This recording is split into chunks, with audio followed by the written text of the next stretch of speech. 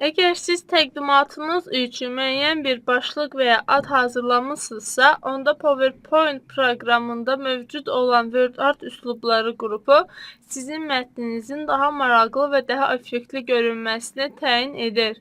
Bu dərsimizdə sizə WordArt üslublarından olan müxtəlif seçimlərin mətn üçün tətbiq olunması, eyni zamanda effektin, rəngin və ölçünün dəyişdirilməsi üsullarını göstərəcəm.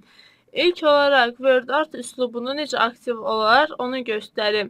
Bunun üçün mətni seçdikdən sonra format qrupuna gedib, WordArt üslubları qrupuna baxmaq lazımdır.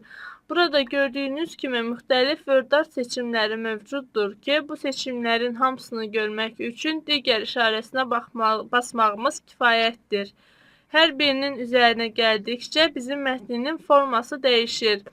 Lakin bunların əvəzinə siz WordArt üslubunu özünüz də təyin edə bilərsiniz ki, bu da gördüyünüz mətni dondurma, mətn konturu və mətn effektləri funksiyaları vasitəsilə yerinə yetirilir. İlk olaraq mətni doldurma funksiyasına baxaq. Bunun üçün digər doldurma rənglərini seçməklə siz hər hansı bir istədiyiniz rəngi tətbiq edə bilərsiniz. OK düyməsinə basdıqda artıq gördüyünüz kimi mənim mətnimin rəngi dəyişmiş oldu. Yenidən mətni seçdikdən sonra burada gördüyünüz tekstura seçimi vasitəsilə mətni müəyyən gördüyünüz kimi su damcıları və digər seçimlərdən istifadə edərək mətnin görünüşünü dəyişdirmək olar.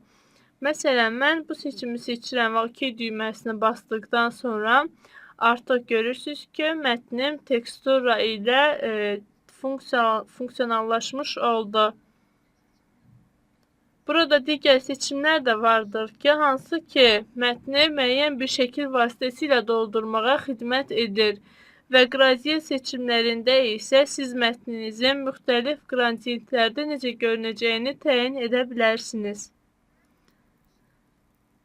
Və bundan başqa, mətni dondurma seçimlərindən başqa, mətnin konturu, yəni mətnin sərhədinin necə görünəcəyi, hansı rəngdə olacağını təyin edə bilərsiniz.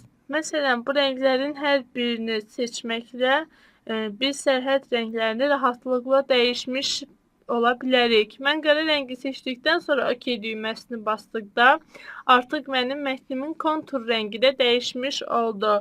Mətn effektləri də mövcuddur ki, mətnə müəyyən effektlər verir. Bu effektlər kölgə, əks olunma, parıltı, həcmli çərçivə, üçölçülü döndərmə və çevrə qruplarında yerləşən effektlərdir.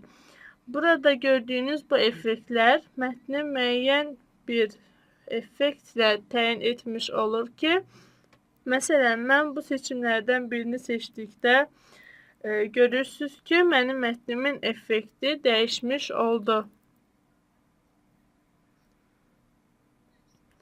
Bu dərsimizdə sizə WordArt üslubunun mətnə necə tətbiq olunmasını göstərdim.